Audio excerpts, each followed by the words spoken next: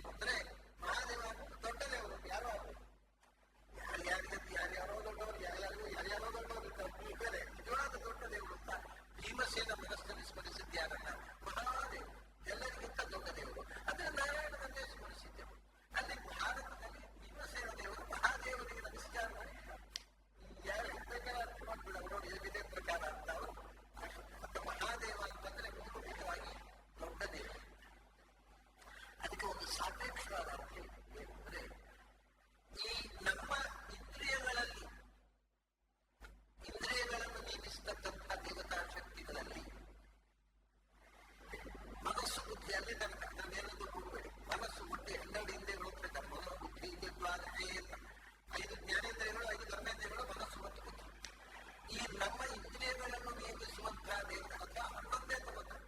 ಮನಸ್ಸು ಮತ್ತು ಹೊರಗಿನ 10 ಇಂದ್ರಿಯ, ಏಕಾದಶ ಇಂದ್ರಿಯಗಳು. ದೇವ ಅಂದ್ರೆ ಇಂದ್ರಿಯಗಳನ್ನು ನಿಯಂತ್ರಿಸುವುದು. ದೇವ ಅಂತಂದ್ರೆ ದೇವಯತಿ ದೇವಂ ಇಂದ್ರಿಯಂ ಅಂತ, ವಿಷಯಗಳನ್ನ ಬೆಳಗಿಸುವಂತಹ ವಸ್ತು. ಯಾವುದು ಇಂದ್ರಿಯ? ದೇವಂ ಅಂದ್ರೆ ಇಂದ್ರಿಯ, ದೇವ ಅಂದ್ರೆ ಇಂದ್ರಿಯಾಭಿಮಾನಿ. ಆ ಇಂದ್ರಿಯಾಭಿಮಾನಿಗಳಲ್ಲಿ ದೊಡ್ಡವ ಮಹಾದೇವ ಅಂದ್ರೆ. ಯಾಕೆಂದ್ರೆ ಇಂದ್ರಿಯಾಭಿಮಾನಿಗಳಲ್ಲಿ ಈ ಸತ್ಯಕ್ಕೆ ಹೊರಗಿನಿಂದ ಇರುವಂತಹ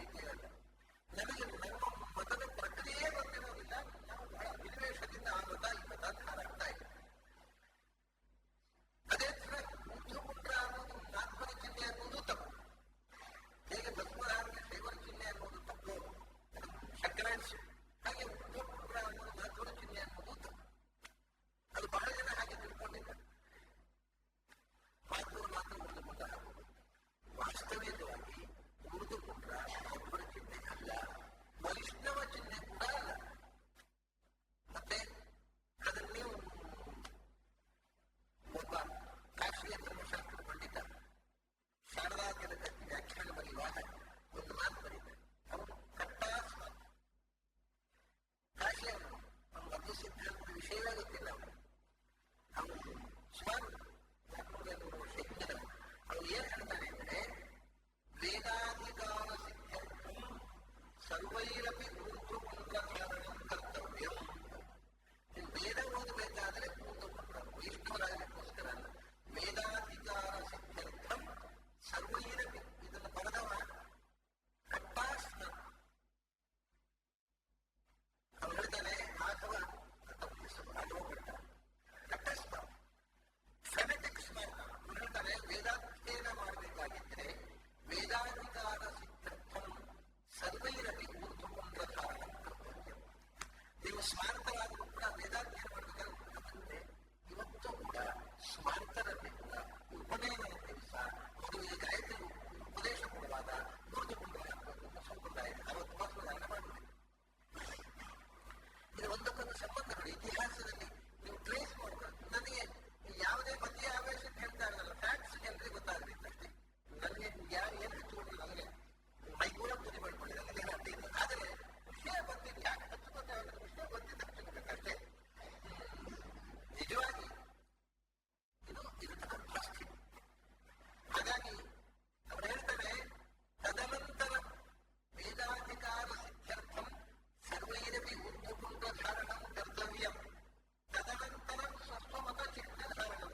ಆಮೇಲೆ ಬೇಕಾದ್ರೆ ನೀವು ಶೈವರನ್ನು ತಿಳ್ಕೊಂಡು ಹಾಕಿ ಮಾಡಿ, ಮೊದಲು ಊರ್ದುಕೊಂಡು ಹಾಕಿರಬೇಕು. ಅದು ಬಿಟ್ಟು ಬರೀ ತಿಳ್ಕೊಂಡು ಹಾಕುವಾಗಿಲ್ಲ ಯಾರು ಕೂಡ. ವೇದಾಧ್ಯಯನ ಮಾಡಬೇಕಾದ್ರೆ ಊರ್ದುಕೊಂಡಬೇಕು. ಸೊ ಇದು ವೈದಿಕ ಚಿಹ್ನೆ ಮತ್ತು ವೈಷ್ಣವ ಚಿಹ್ನೆ ಅಲ್ಲ. ಮತ್ತೆ ವೈಷ್ಣವ ಚಿಹ್ನೆ ಯಾವುದು? ಮುದ್ರಾಧಾರಣೆ ವೈಷ್ಣವ. ಈ ವೈಷ್ಣವರು ಅಂದ್ರೆ ಶಂಖಚಕ್ರ ಧಾರಣೆ ಉಂಟಲ್ವಾ, ಅದು ವೈಷ್ಣವ ಚಿಹ್ನೆ. ಅದನ್ನು ದತ್ತಮುದ್ರಾಧಾರಣೆ ಮಾಡೋದು ವೈಷ್ಣವ ದೀಕ್ಷೆ. ನಾಮ ಅನ್ನೋದು ವೈಷ್ಣವ ಚಿಹ್ನೆ. ಮುದ್ರಾ ಶಂಖಚಕ್ರಗಳನ್ನು ಧಾರಣೆ ಮಾಡೋದು ಅದು ವೈಷ್ಣವ ಚಿಹ್ನೆ. ಅದಕ್ಕೆ ನಾನು ಮೊನ್ನೆ ಹೇಳಿದೆ, ಎಲ್ಲೇ ಇವನ್ ಶ್ರೀ ವೈಷ್ಣವರಲ್ಲಿ ಕೂಡ ಮುದ್ರಾಧಾರಣ ದೀಕ್ಷೆ ಅಂತ ಕಲ್ಪಿಸಿದೆ. ಅವರು ವರ್ಷಕ್ಕೆ ಜೀವನಕ್ಕೆ ಒಮ್ಮೆ ಗುರು ದೀಕ್ಷೆ ಅಂತ ಮಾಡಿಕೊಳ್ತಾರೆ, ಪ್ರತಿ ವರ್ಷ ಮಾಡಿಕೊಳ್ಳುವುದಿಲ್ಲ. ನಮ್ಮಲ್ಲಿ ಪ್ರತಿ ವರ್ಷ ಮಾಡಿಕೊಳ್ಳತಕ್ಕಂಥದ್ದು ವಿಶೇಷ ತಿಳಿದು. ಹೀಗೆ ಇದು ಯಾಕೆ ಬಂತು ಅಂದ್ರೆ, ಶಂಕರ ಅವನ ವಿಭೂತಿ ಬಗ್ಗೆ ಹೇಳ್ತಾ ಬಾಹ್ಯ ವಿಭೂತಿ ಅಲ್ಲ, ಅದು ಭಗವಂತನ ಅಂತರಂಗ ವಿಭೂತಿಯಲ್ಲಿ ಒಂದು. ಶಿವ ಬಹಳ ದೊಡ್ಡ ವಿಭೂತಿ ಭಗವಂತನ. ಯದ್ಯಪಿ ವಿಭೂತಿ ಒಂದು ಸ್ವಲ್ಪ, ಶಂಕರ ಇಡೀ ಜಗತ್ತಿಗೆ ಮಾನಸಿಕ ನೆಮ್ಮದಿ ಇದ್ದಾಗ ಜಗತ್ತಿಗೆ ಆನಂದ. ಮನಸ್ಸು ಸಮತೋಲ ಕಳ್ಕೊಂಡ್ರೆ ನಾನು ಸುಖ ಪಡೋದಿಲ್ಲ, ಇನ್ನೊಬ್ಬನ ಸುಖ ಪಟ್ಟು ಬಿಡೋದು. ಮನಸ್ಸಿನ ಸಮತೋಲ ಹೋಯಿತು ಅಂದರೆ ಆ ಇಂಬ್ಯಾಲೆನ್ಸ್ ಏನ್ ಮಾಡ್ತಾನೆ, ತಾನು ಸುಖ ಪಡುವುದಿಲ್ಲ. ಅಷ್ಟೇ ಅಲ್ಲ, ತನ್ನ ಸಹವಾಸಕ್ಕೆ ಬಂದವರನ್ನು ಆರಾಮಾಗಿ ಕೊಡುವುದಿಲ್ಲ ಅಂತ. ಒಂದು ಮಿಲಿಟೆಂಟ್ಸ್ ಆಗ್ತಾರೆ, ಒಂದು ಉಗ್ರವಾದಿಗಳಾಗ್ತಾರೆ, ಒಂದು ಕಿಡಿಕಿಡಿ ಕೂತಲ್ಲಿ ಕೂಡ್ಲಿಕ್ಕಿಲ್ಲ, ಮಾಡಿದ್ದು ಯಾವ ಮಾಡಿದ್ರು ಕಂಪ್ಲೇಂಟು. ಕೆಲವೊಂದು ಅರ್ಥನೇ ಏನ್ ಮಾಡಿದ್ರು ಕಂಪ್ಲೇಂಟು.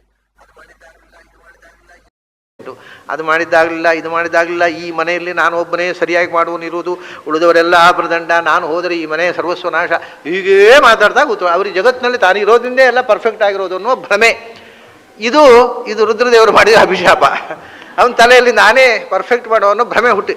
ಹಾಗಾಗಿ ಮನೋಭಿಮಾನಿಯಾದ ರುದ್ರದೇವರು ಮನಸ್ಸು ಮಾಡಿದರೆ ಎಲ್ಲರೂ ಸಂತೋಷವಾಗಿ ಬದುಕಬಹುದು.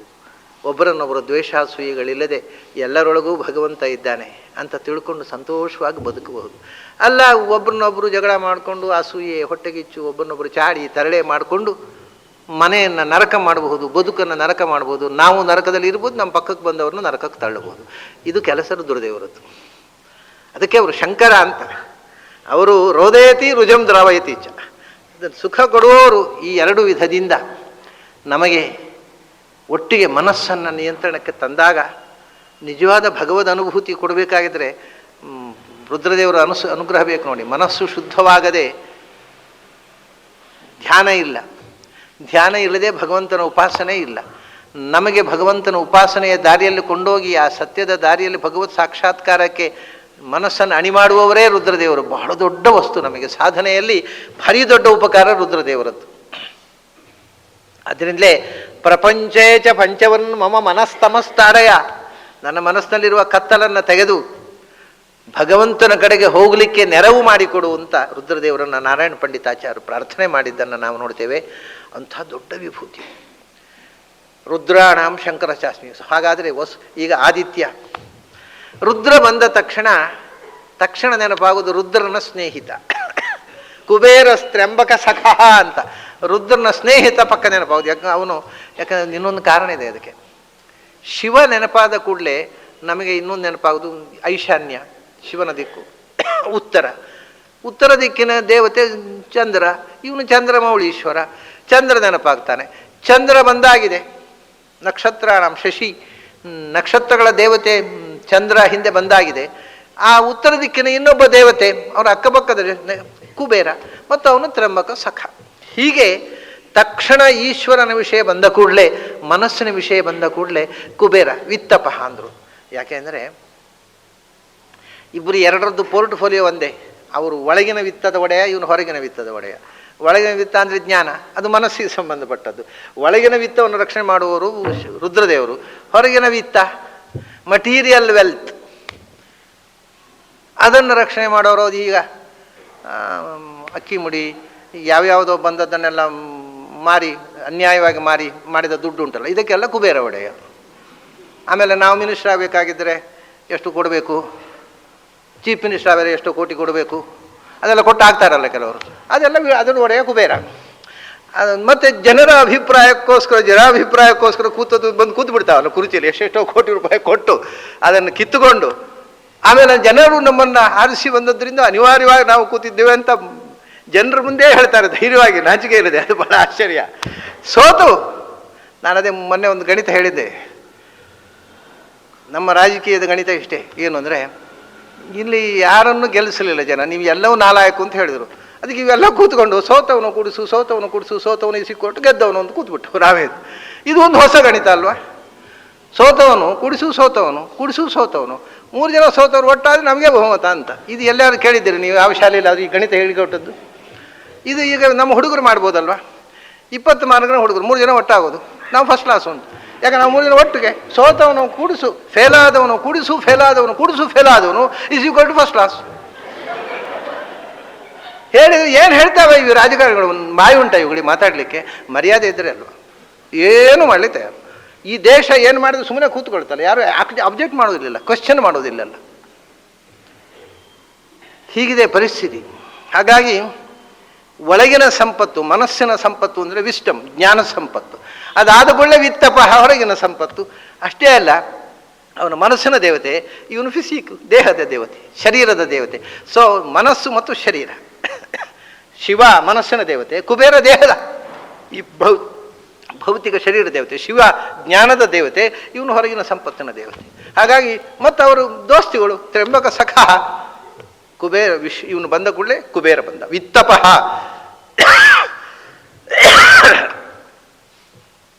ಹೊರಗಿನ ವಿತ್ತವನ್ನು ರಕ್ಷಣೆ ಮಾಡುವ ಅಂತ. ಅದು ಯಾಕೋ ವ್ಯಾಕರಣದವರಿಗಂತೂ ಒಂದು ಅಯಂ ದ್ರವ್ಯ ಪುಮಾನ್ ಅಂತ ಹೇಳಿಬಿಟ್ರೆ ಶ್ರೇಷ್ಠ ಪುಮಾನ್ ಅಂತ ಅರ್ಥ. ಅವ್ರಿಗೆ ದ್ರವ್ಯ ಅನ್ನೋದಕ್ಕೆ ಶ್ರೇಷ್ಠ ಅಂತ ಅರ್ಥ. ಅಂತ ವ್ಯಾಕರಣದವರಿಗೆ ಒಂದು ಸೂತ್ರ ಬರೆದು ಬಿಟ್ಟಿದ್ದಾನೆ ಪಾಣಿನಿ, ಶ್ರೇಷ್ಠ.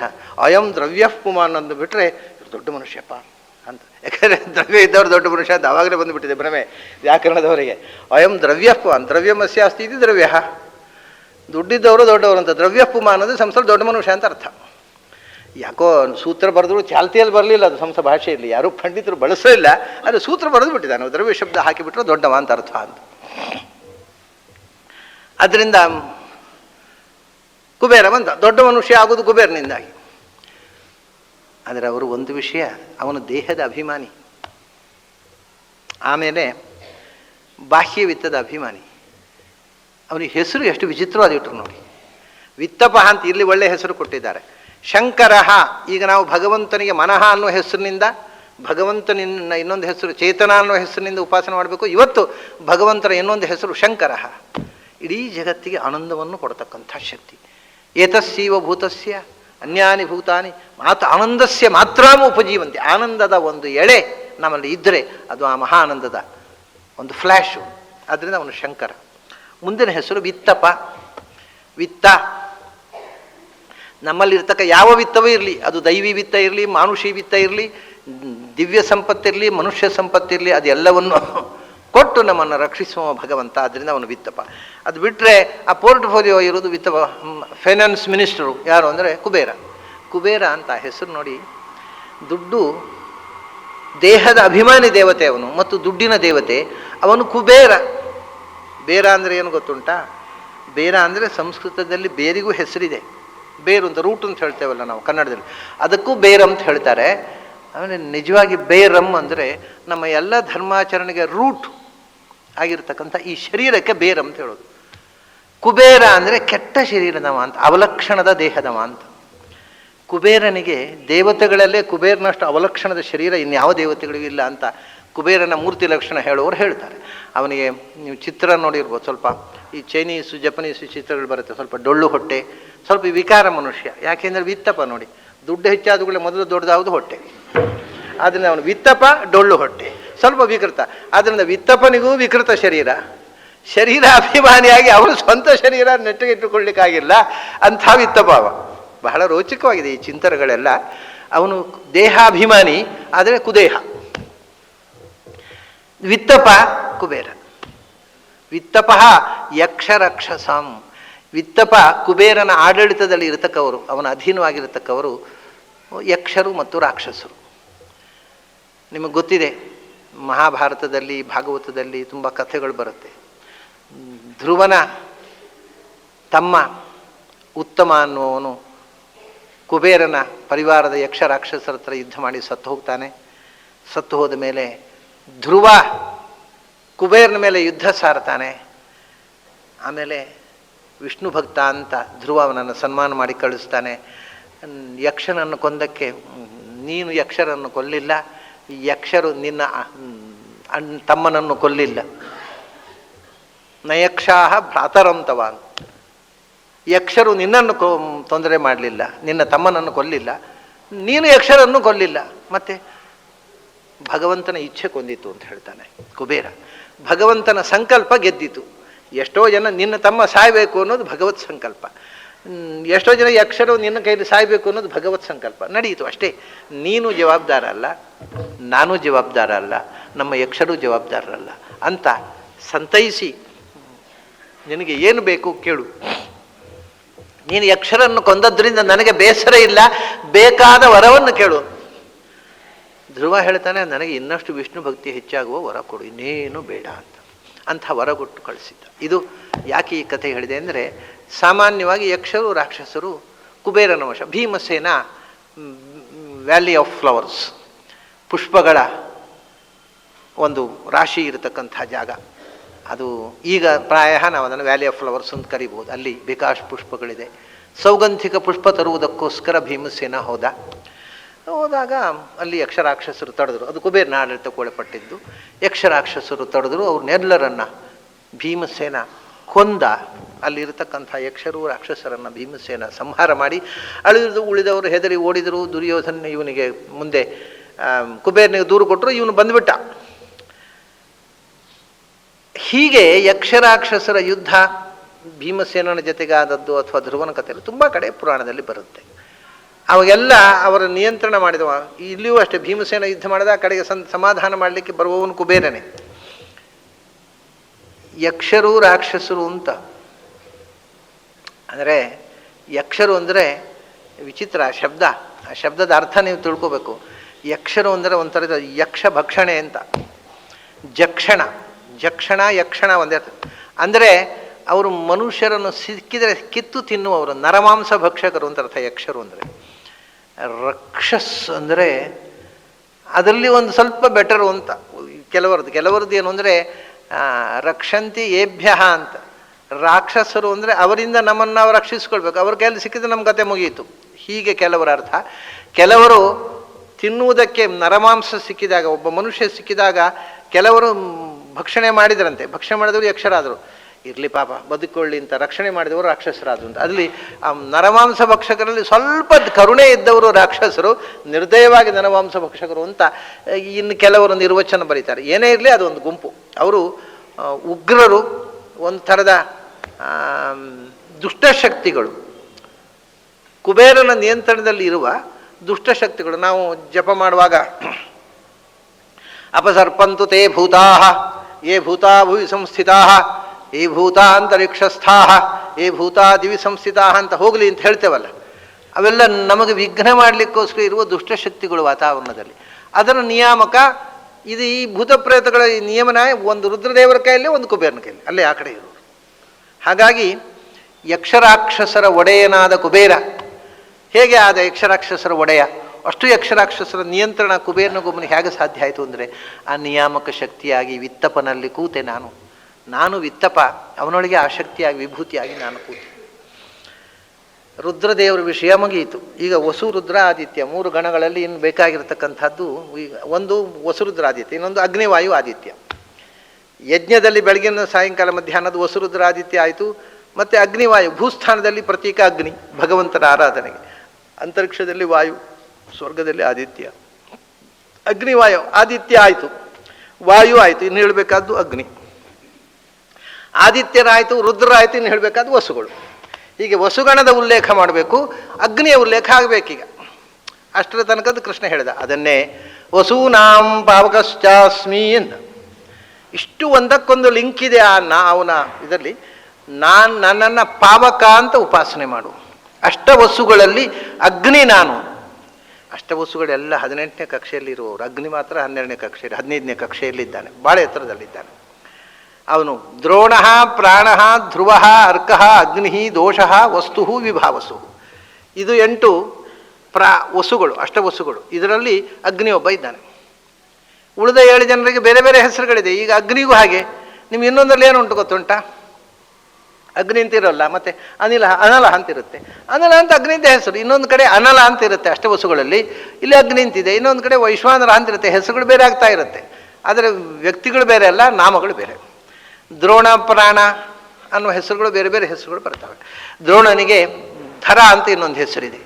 ಭಾರತದಲ್ಲಿ ಧರ ಅಂತ ಹೇಳಿದ್ದಾರೆ, ಇಲ್ಲಿ ದ್ರೋಣ ಅಂತ ಹೇಳ್ತಾರೆ. ಅದು ಒಬ್ಬನೇ ವ್ಯಕ್ತಿಗೆ 2 ಹೆಸರುಗಳು. ಹೀಗೆ ದ್ರೋಣ ಪ್ರಾಣ ಧ್ರುವ ಅರ್ಕ ಅಗ್ನಿ ದೋಷ ವಸ್ತು ವಿಭಾವಸು, ಇವರು 8 ಮಂದಿ ವಸುಗಳು.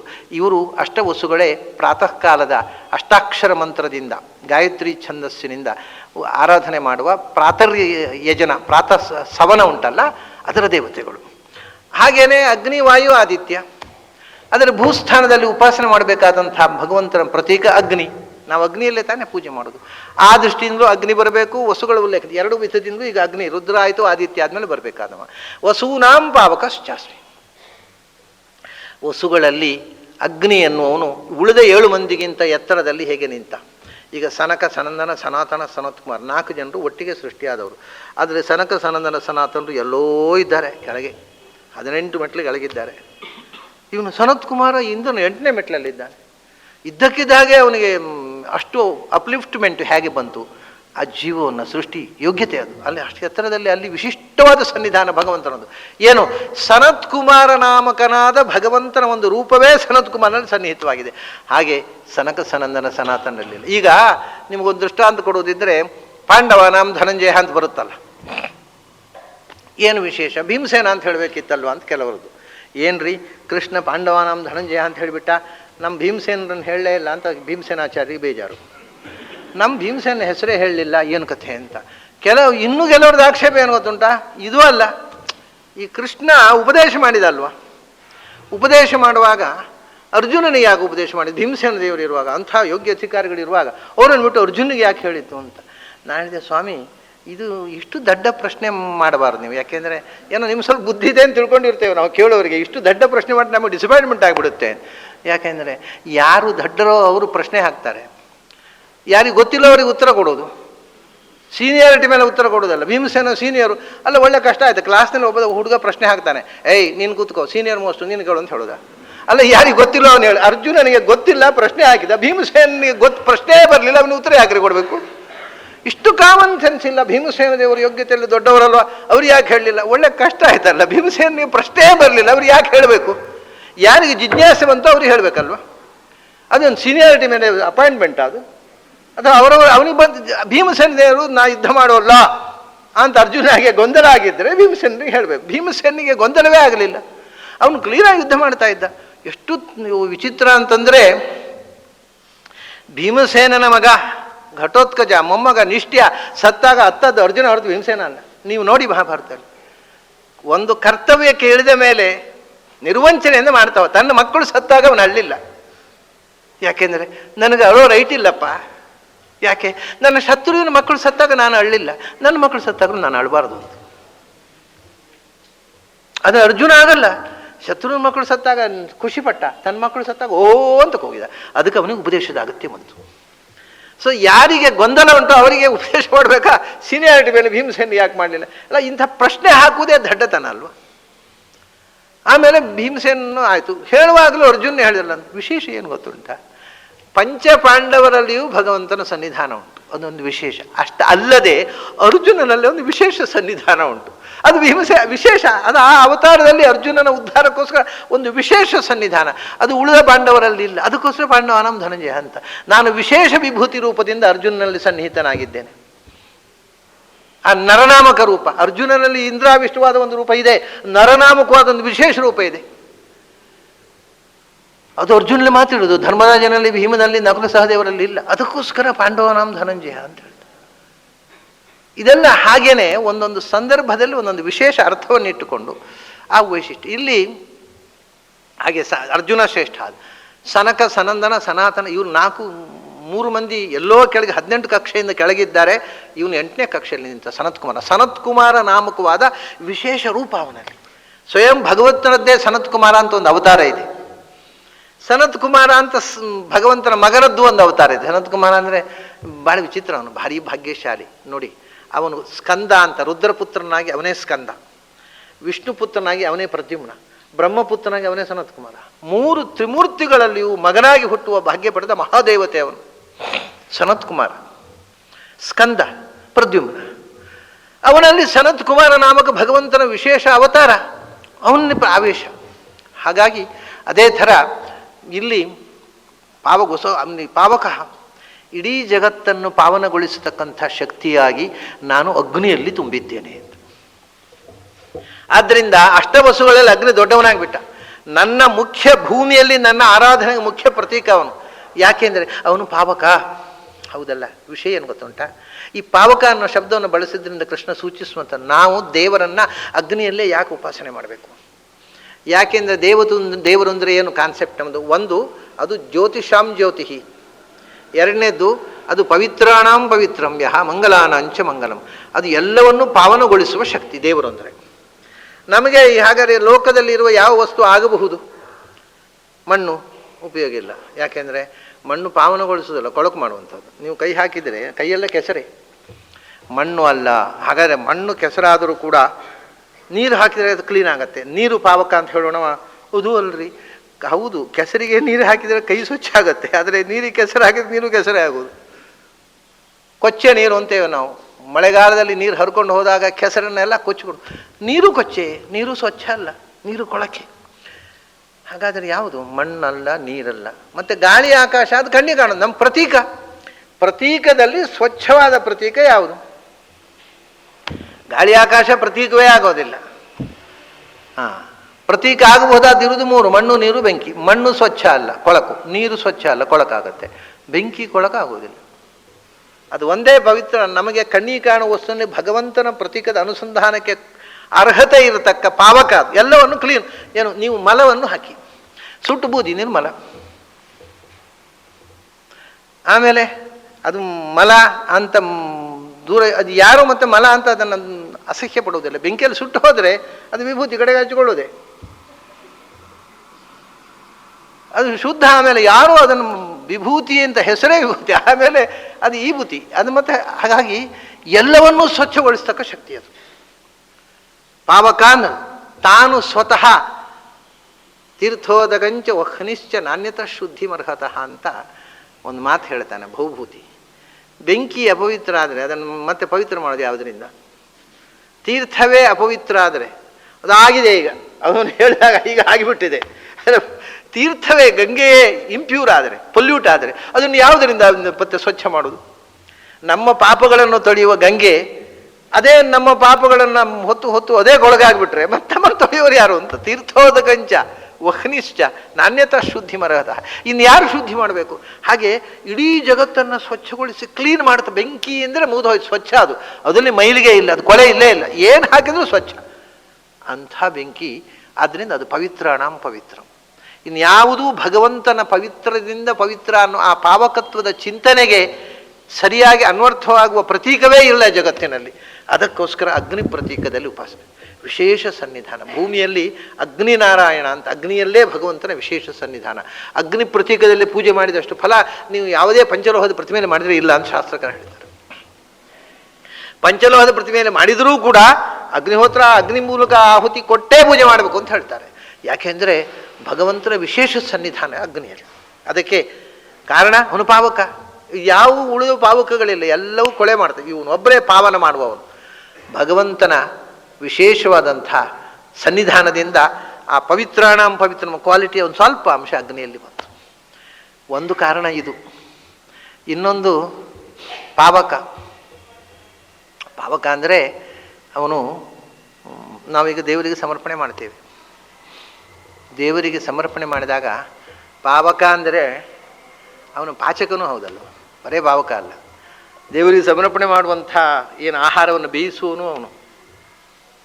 ಆಮೇಲೆ ದೇವರಿಗೆ ಸಮರ್ಪಣೆ ಮಾಡಿದರೆ ಬೇರೆ ಯಾವುದೇ ವಿಗ್ರಹಕ್ಕೆ ನೀವು ಸಮರ್ಪಣೆ ಮಾಡಿದರೆ, ಒಂದು ಮಂಡಲ ಬಿಡಿದೆವು ಅಥವಾ ಒಂದು ಪ್ರತಿಮೆ ಇಟ್ಟೆವು, ಸರಿ, ಫಲವಡ ಕ್ಷೀರಾದಿ ಮಹಾನೈವೇದ್ಯಂ ಸಮರ್ಪಯಾಮಿ, ಮತ್ತೆ ತಗೊಂಡೆವು. ನಮಗೆ ಅಲ್ವಾ ಸಮರ್ಪಯಾಮಿ ಅಂತ ತೋರಿಸುವುದು. ಅವನಿಗೆ ತುಳಸಿ ದಳ, ನಮಗೆ ಹಾಲು ಹಣ್ಣು. ಅವನೇನು ತಿಂತಾನೋ? ತಿನ್ನೋಲ್ಲ. ಭಗವಂತನೇ ತಿನ್ನಬೇಕು. ಏನು ಮಾಡಬೇಕು? ಅದು ಒಂದೇ ಒಂದು ವಿಧಾನ. ಅಗ್ನೇ ಸ್ವಾಗ್ನೇಯದನ್ನಮ ಅಂದರೆ ಮತ್ತೆ ವಾಪಸ್ಸಿಲ್ಲ, ಜೀರ್ಣಿಸ್ಕೊಂಡು ಅಗ್ನಿ ಪ್ರತೀಕದಲ್ಲಿ ಅರ್ಪಿಸಿದ್ದನ್ನು ಮಾತ್ರ ಭಗವಂತ ಸ್ವೀಕರಿಸುವುದನ್ನು ನಾವು ಕಣ್ಣಾರೆ ನೋಡಬಹುದು. ಉಳಿದದ್ದು ಭಗವಂತ ಸ್ವೀಕಾರ ಮಾಡು, ಸ್ವೀಕಾರ ಮಾಡಿದ ಹಾಗೆ ಮಾಡು, ಮತ್ತು ನನಗೆ ಬೇಕು, ನೀನು ತಿನ್ಬೇಡ ಕಡೆಗೆ ಅಂತ ಹೇಳಿದಾಗ ನಾವು ತಿನ್ನುತ್ತಿದ್ರೆ ನಾವು ಸಮರ್ಪಣೆಯೇ ಮಾಡ್ತಿರ್ಲಿಲ್ಲ. ಅವು ಮಾರು ದಿನ ನಮ್ಮ ದೇವರು ತಿಂತಾನೆ, ನಮಗೆ ಇಲ್ಲಿ ಹೊಟ್ಟೆ ಸಾಕಾಗೋಲ್ಲ, ದೇವರನ್ನ ಯಾರು ಸಾಕ್ತಾರೆ, ಇನ್ನು ಮೇಲೆ ಪೂಜೆ ಬೇಡ ಅಂತ ಸ್ಟಾಪ್ ಆಗ್ತಿತ್ತು. ರಿಸೊಲ್ಯೂಷನ್ ಎಲ್ಲ ವೈದಿಕರು ಸೇರಿ ಒಂದು ರಿಸೊಲ್ಯೂಷನ್ ಮಾಡಿಬಿಡ್ತಿದ್ರು. ದಿನ ತಿನ್ನೋ ದೇವರಾದರೆ ನಾವು ಸಮರ್ಪಣೆ ಮಾಡಲಿಕ್ಕೆ ಸಾಧ್ಯ ಇಲ್ಲ. ನಮಗೆ ಮೊದಲು ದೇವರು ಮಾತು ಕೊಡ್ಬೇಕು, ನಾನು ತಿನ್ನೋಲ್ಲ, ಅನಶ್ನನ್ ಅನ್ಯೋಭಿಜಾಗಶೀತಿ, ಆ ಮಾತು ನಡೆಸ್ಕೊಡ್ತೇನೆ, ಮಾತು ಕೊಟ್ಟರೆ ಸಮರ್ಪಣೆ ಮಾಡಿಲ್ಲ, ಮಾಡೋಲ್ಲ ಅಂತ. ಹಾಗಲ್ಲ, ತಿನ್ನುವ ದೇವರು ಬೇಕು ಅಂದರೆ ಅಗ್ನಿ ಮಾತ್ರ, ಇನ್ನು ಯಾವ ಪ್ರತೀಕದಲ್ಲೂ ಆಗೋದು. ಅದಕ್ಕೆ ಅಂಥ ಭಗವಂತನ ಬಹಳ ಮುಖ್ಯ ಪ್ರತೀಕವಾಗತಕ್ಕಂಥ ವಿಶೇಷ ಸನ್ನಿಧಾನ ಅಗ್ನಿಯಲ್ಲಿ. ಪಂಚಾಗ್ನಿ ವಿದ್ಯೆ, ಅಗ್ನಿವಿದ್ಯೆ, ಅಗ್ನಿಯಲ್ಲಿ ಬಹಳ ಮಹತ್ವ ಕೊಟ್ಟಿದ್ದಾರೆ ಪ್ರಾಚೀನರು. ಹೀಗೆ ವಸೂನಾಂ ಭಾವಕಶ್ಚಾಸ್ಮಿ ಆಯಿತು. ಸಂಪತ್ತು ಅಂತ ಬಂತಿಲ್ಲಿ. ವಸುಗಳು ಅಂದರೆ ವಸುಗಳು, ಅಷ್ಟವಸುಗಳು. ವಿತ್ತೇಶ ಬಂದ, ವಿತ್ತೇಶ ಬಂದ ಕೂಡಲೇ ವಿತ್ತ ವಸು ಬಂದು, ವಸುಗಳು ಬಂದರು. ವಸು ಬಂದ ಕೂಡಲೇ ವಿಚಿತ್ರ ನೋಡಿ, ವಸು ಅಂದರೆ ಇನ್ನೊಂದು ಅರ್ಥ ಸಂಪತ್ತು ಅಂತ, ವಿತ್ತ ಅಂತ.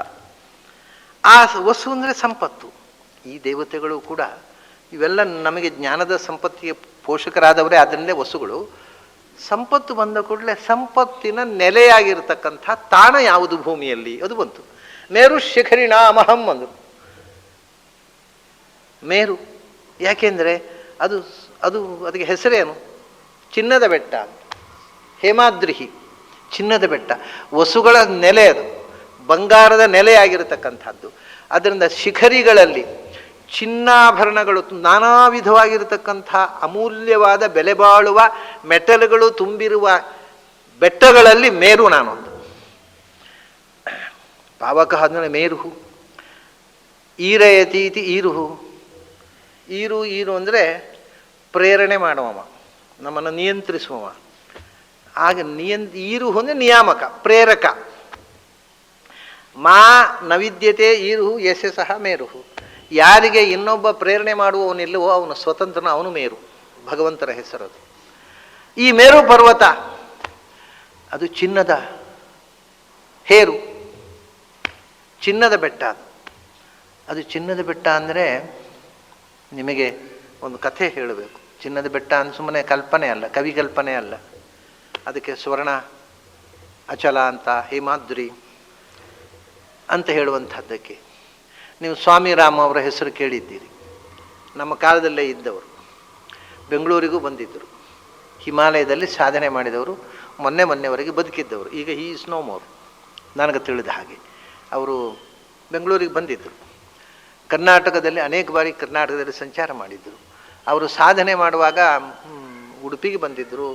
ಆಮೇಲೆ ಹರಿಹರದಲ್ಲಿ ಪ್ರವಾಹದಲ್ಲಿ ಈಜು ಬಿದ್ದು ಕೊಚ್ಚಿಕೊಂಡು ಹೋಗಿ ಆಚೆ ಮೇಲೆ ಬಂದಿದ್ದರು. ಉಡುಪಿಯಲ್ಲಿ ಹಿಂದೆ ಒಂದು ಬೈರಾಗಿಗಳ